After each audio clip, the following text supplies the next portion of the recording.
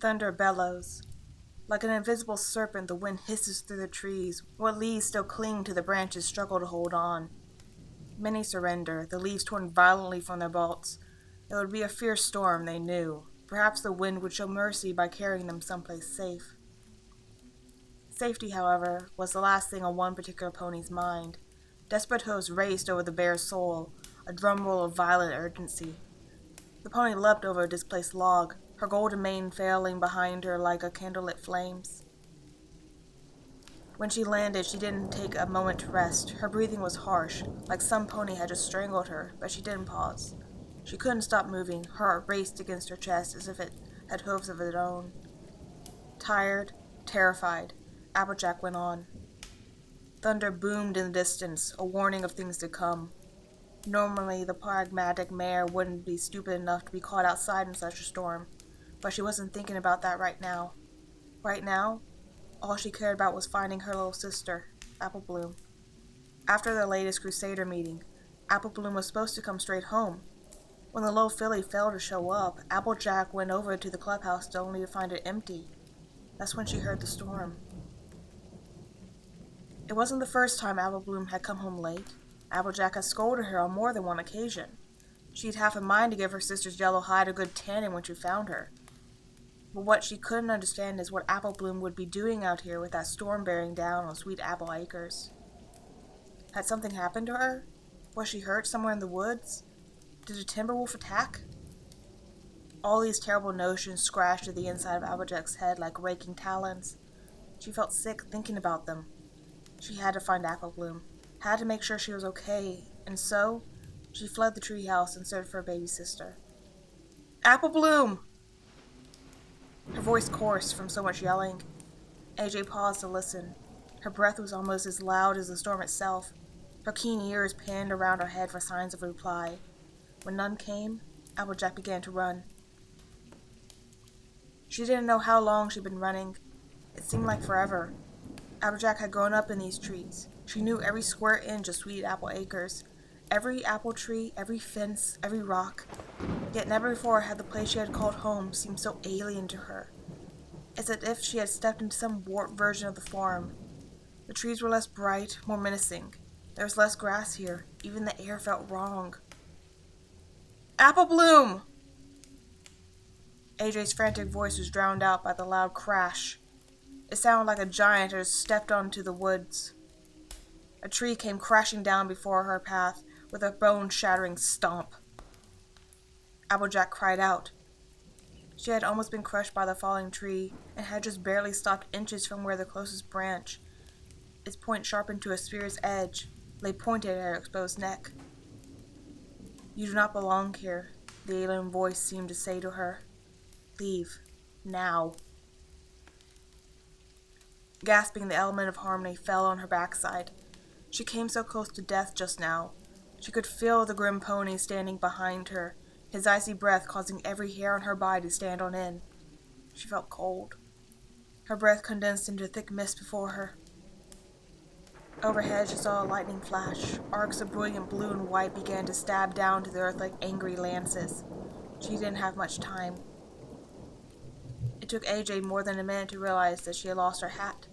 She found it sprawled on the ground not 5 feet from her. It felt like losing a part of her body. Applejack quickly reattached that part of herself to her head. Whole again, the mare stood off the near-death experience and leapt over the fallen tree. She would not let anything stand between her and finding her sister. Death could kiss the fattest part of her. Help me! AJ skidded to a halt. She knew that voice anywhere. Apple Bloom? She called out. Damn the storm. She would scream that name until it answered back. Apple Bloom! AJ! The tiny voice replied. It sounded nearby and yet so far away. Hollow, as if an apparition of sound. Hang on, sis! AJ took off at a full gallop. She ran, for how long she could not say. Ultimately, her wild flight through the forest, chasing down the voice of her sister, led to a very unexpected and unfamiliar place. A well stood before her. It was old, ancient even, with vines crawling up its sides and moss clinging to the stone. It was half boarded up, the wood rotten and peeling. A rope dangled off the edge like a dead snake with a broken basket to its side. The well stood beside a wall of stone that towered over it like a gargantuan sentry. Both were surrounded by a ring of trees. The sky opened up to witness nature's oncoming fury. AJ did not recognize the well. She did, however, recognize the voice coming from inside. Apple Bloom! She rushed toward the well. She could smell putrid water and foul things coming from within. A scent reminiscent of, well, wrongness. Her nose scrunched up at the smell of it. What in the name of Celestia was Apple Bloom doing out here? Peering over the edge, Applejack saw only darkness. The void reminded her of an open maw. Apple Bloom? The voice echoed. The maw swallowed it up hungrily and opened for more. Sis? The tiny voice called back. Is that you? Water splashed below. Applejack? What happened, Apple Bloom? How'd you get down there? I'm sorry, sis. Didn't mean to be late. Oh, gosh, that, and then... She began to cry. Please help me. I think my leg's broken. That was all Applejack needed to hear. Hang on, I'm gonna get you out of there. With the wind picking up, Applejack knew it was only a matter of time before the storm was upon them. Storms this close to the Everfree were brutal. Even the toughest Earth Prime knew better than to spit in the face of heaven, and they had to get home before it was too late. Glancing around, Applejack naturally focused on the discarded rope. She felt it for its sturdiness, and was surprised to find it was still strong, if a bit smelly. Apple Bloom? AJ called into the well. I'm gonna toss the rope down the well. When it gets down, you'll want to tie it around yourself. Can you do that?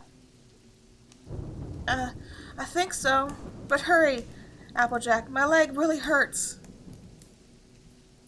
Applejack wasted no time in coiling the rope. She could feel the storm getting closer, like a koi fish in the path of an oncoming tsunami. After checking for a second time for sturdiness, Applejack stood over the edge. Heads up, sis. I'm lowering the rope. Like feeding a wire through a wall, Applejack began to lower the rope. She stood on her hind legs, gradually feeding the rope into the well. Despite the urgency, Applejack kept a steady pace. Letting fear get the better of her would do no good, especially for Apple Bloom. Can you see the rope? She asked after a while. She had no idea how deep the well was. But as she was running out of rope, she figured she had to be getting close. I think so, Apple Bloom called back. Yeah, I see it. Hope entered her sister's voice, and it wasn't long before Applejack felt a taut pull on the other end. Great. Now tie the other end to each of your shoulders like I showed ya. Applejack felt the rope being pulled and twisted. I got it, sis. Apple Bloom pulled the rope. I'm ready. Hang on. Using her lower legs as leverage, the mare began to pull, strong arms easily hosting the filly upward. She only hoped Apple Bloom didn't accidentally bump her leg against the wall of the well. Eventually, exhaustion from all the running began to take its toll. Applejack started to sweat. Her muscles protested, her joints groaned. She could still feel a slight burning sensation from where the tree branch had almost impaled her. Behind her, the wind began to rush at her, as if it meant to push her inside the well. How you doing, sis? AJ said in an attempt to divert her attention to Tasket Hoof. I can see light, Apple Bloom almost squealed. There! I saw a flash. That will be lightning, Applejack muttered to herself. I've almost gotcha. She had pulled up almost as much rope as she had lowered down, and began to coil her legs. I can hear you better, Apple Bloom exclaimed. I can see the edge. Applejack beamed. She was almost there. Great. Then she heard something. It was more terrifying than any sound the storm could make. There came a stretching, the sound of something being torn.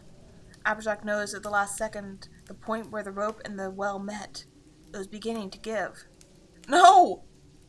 It snapped. Apple Bloom screamed. Apple Bloom! Without thinking, AJ dropped the rope and leapt in after her. With the gap in the wood being as small as it is, all she managed to get through was her right arm and a bit of her shoulder. She fiercely began to prod for her sister, knowing full well she was already beyond her reach. "Sis!" Hot tears burned her eyes. She was smacking her face against the side of the boards when she leapt and a trickle of blood seeped down her nose. She didn't care. None of it mattered. All that mattered was that she had failed her sister. "Help me!" But Apple Bloom's voice was close. Very close. She must have called on something. A jutting brick, perhaps, or one of the vines.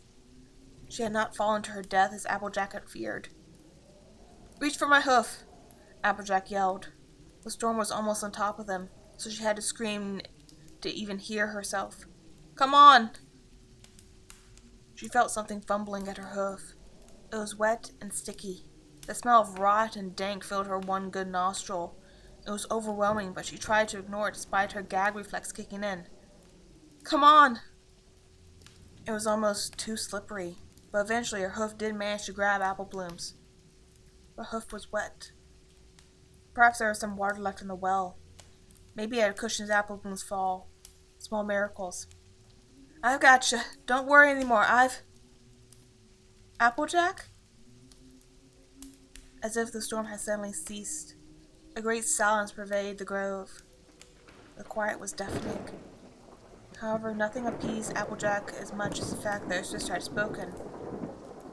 From behind her. Slowly turning her head, Applejack spotted Apple Bloom, just standing there. The filly was soaked and covered in mud, her hair matted to an exhausted face. Her wide eyes were filled with confusion and apprehension, her little chest heaving with exertion. Aside from the fact that she looked like she'd been through Tartarus, Apple Bloom looked no worse for wear. Her jaw hanging open, Applejack was lost for words. "What are you doing, sis? What are you screaming for?" "Apple Bloom?" AJ spoke as if she'd never seen her before. "But I thought you were..." A shiver ran up her arm and into her body. AJ turned back to the well where her arm was still more than halfway through the hole. Something was holding on to her. Something wet. Something wrong. Suddenly she was pulled through the hole with a terrifying strength, her back legs kicking into the air. Apple Bloom screamed and dove for her sister's tail. She gripped with her teeth and pulled with all her might, her assistance enabling Applejack to get her hind legs back on the ground. Pain surged through Applejack's arm as whatever had taken it was slowly but with increasing ravenous began to pull. "Let me go!" she screamed. Growling like some feral animal, the mare pulled with all her might. She could feel the tendons in her arms stretching beyond their natural limits. It felt like whatever had a hold on her was going to tear her arm right out of its socket. She didn't want to lose her arm, but if she had to choose, she would gladly cut it off if it meant freedom. Trapped animals did it all the time, chewing off their legs so they may escape. But could she do that? Could she chew off her own arm? "What is it?" Apple Bloom cried through clenched teeth. "I don't know. Pull, Apple Bloom. Pull!" Through their combined strength, the earth ponies struggled against the thing within. Applejack felt sick. Whatever had her felt ambitious. She couldn't tell whether it was a hoof, a claw, or a tentacle. All she knew was wet, slimy, and did not want to let her go. It wanted to drag her into the well, into its domain where she could never get out. The struggle went on for several agonizing minutes. The pain was unbearable. Applejack surged with all her earth pony might, her sister doing the same, but try as they might, they couldn't free her from the thing's grasp. It seemed they were at a stalemate, but whereas the ponies would soon tire, the thing below showed no signs of letting up. Just when it seemed like her arm was about to be torn off, Applejack was let go. She tumbled backward into her sister, burying the filly beneath her. Apple Bloom cried out, but was freed moments later when AJ rolled off to the side. Her eyes wide, Applejack skidded away on her back, putting as much distance between her and the well as possible. "Get away from it, Apple Bloom!" The Apple sisters had retreated until they were sure there was no chance the well so much as touching them, never mind the creature inside. Gasping, AJ observed her arm. It was covered in black and brown gunk, and it smelled unbelievably bad. Small cuts appeared on the arm with relevance of blood dripping to the ground. A bit of moss clung to it as well, but AJ quickly dislodged. Wincing as her arm throbbed with pain, AJ felt like sitting there and crying. Her sister was in a better frame of mind. Applejack, we gotta get back to the house so Granny can look at your arm. AJ didn't hear her. She couldn't take her eyes off the well. What was that thing? How had it imitated Apple Bloom's voice? Then another question came to the forefront. How long had it been there? Come on. Plowing her head into her calf, Apple Bloom forced her sister to get up. We gotta go now. Half dazed and barely coherent, instinct took hold as Applejack allowed herself to be taken away. Apple Bloom stood on her injured side and firmly nudged her sister away from the well, into what she hoped was the general direction of Sweet Apple Acres. Behind them, the well remained as it had for uncounted years, alone but far from uninhabited. Some other lost soul will come along eventually. They always do, and it was patient. It was always patient.